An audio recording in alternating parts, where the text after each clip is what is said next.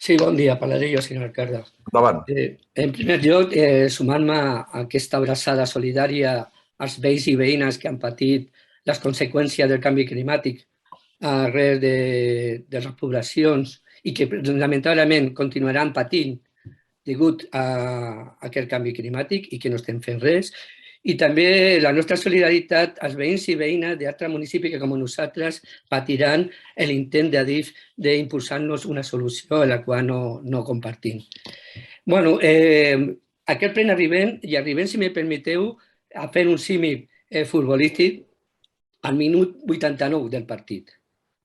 Perquè aquest, com ha dit molt bé el senyor regidor, Daniel Gràcia, les primeres nocions i idees d'aquest projecte van començar el 19. Llavors liderava el govern de la nostra ciutat els partits socialistes. El 2020 van continuar fent requeriments de tirar endavant el seu projecte. Cal recordar que en aquell moment el nostre grup municipal deien que el govern de la ciutat estava en fallida tècnica i això nos demostra que realment era així. Era així perquè en aquell moment se tenia que haver convocat a los grups de l'oposició i fer-nos l'exposició de les intencions d'Adif i com podien, d'una forma col·lectiva, trobar una solució en el bé de la nostra ciutat i els interessos dels badalonins i badalonines. Però va haver un canvi de govern per culpa d'una mossegada i el govern actual va continuar en la mateixa línia de la foscor. I no hem trobat al minut 89 del partit en la qual fem aquest ple i en la qual se nos demana recolzament per fer unes al·legacions per intentar parar les intencions d'Adif.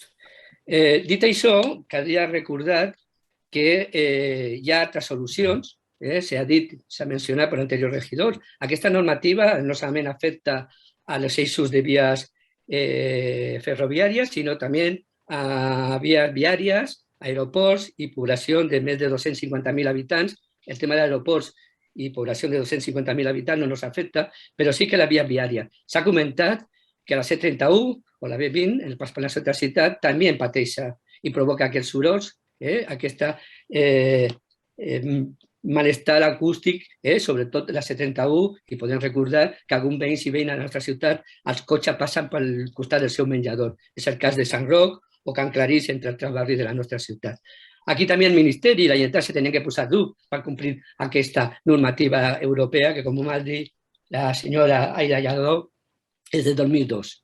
Estem al 2021, han tingut temps suficient per poder aplicar aquesta normativa o, en el cas de la C31, començar a treballar per eliminar aquesta ferida que té la nostra ciutat.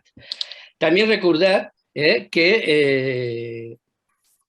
el tema que se está basando en las alegaciones es sobre una ficha, la G3. Yo no sé si los regidores y regidoras han visto la ficha. La ficha es això, és la fotocòpia d'una fotocòpia d'una fotocòpia, en la qual què vol dir? Que si aquests murs s'havien fet en una altra part de la ciutat no havien fet al·legacions, jo crec que sí. Jo crec que això és inhumà, que se faci a les Rambles, com se faci a una altra part de la ciutat, a la qual veïns i veïnes a front seu tinguessin un mur de la vergonya. El cas de la fitxa G3 per mi és un valor afegit que li fa donar-nos més la raó que aquesta no és la solució. Perquè solucions hi ha altres. Al sortit, sobretot hi ha una que és la que tenia que haver fet del primer minut 1 a dir, que és el manteniment. El manteniment dels vehicles, el manteniment de les vies, el manteniment de les travesses. I per eliminar el soroll hi ha altres. Hi ha altres tanques, hi ha altres valles, per al costat de vies baixes, a material absorbent de soroll. Hi ha altres solucions. Aquesta és la més senzilla. En el nostre cas no afecta molt, però en altres municipis se basa en l'expropiació del bé comú, del terreny públic. En el nostre cas és una part de la Rambla, però hi ha altres ciutats que no pateixen. Per això sí que el nostre grup recolza la idea de que enfront d'aquesta solució que el senyor alcalde volia buscar, que és el col·legueo, l'amiguisme, el clientelisme, la forma de fer política d'ell, està l'altra forma, que és el fer un front comú, com Vilanova ha proposat des del minut 1. I cal afegir-nos a aquesta proposta, a fer al·legacions conjuntes. Crec que no donarà temps, perquè això s'ha de presentar demà, però s'havia tingut temps si el partit havia estat iniciat i s'havia convocat a tota la posició al minut 1 i no al 89.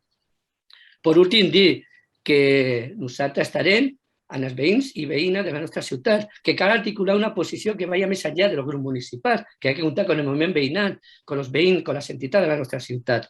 Això no pot ser possible que se faci i que hi ha que instar a DIF a que faci la seva feina. És invertir en manteniment de les seves vies i aconseguir acabar amb el soroll, no només de la via fèrria, sinó també de l'autopista, perquè el nostre benestar depèn de la nostra resposta política que podem fer, però també la resposta social que el moviment veïnal, les entitats i el veïnat pugui fer a peu de carrer. Nosaltres estarem amb això i, per suposat, com és una reforma, votarem a favor. Sí que a lo mejor hay que hacer una moción en boche. Creo que en el antecedente posa la C32 en contra de la C31. Crec que si això no s'ha pogut canviar, caldria canviar-ho.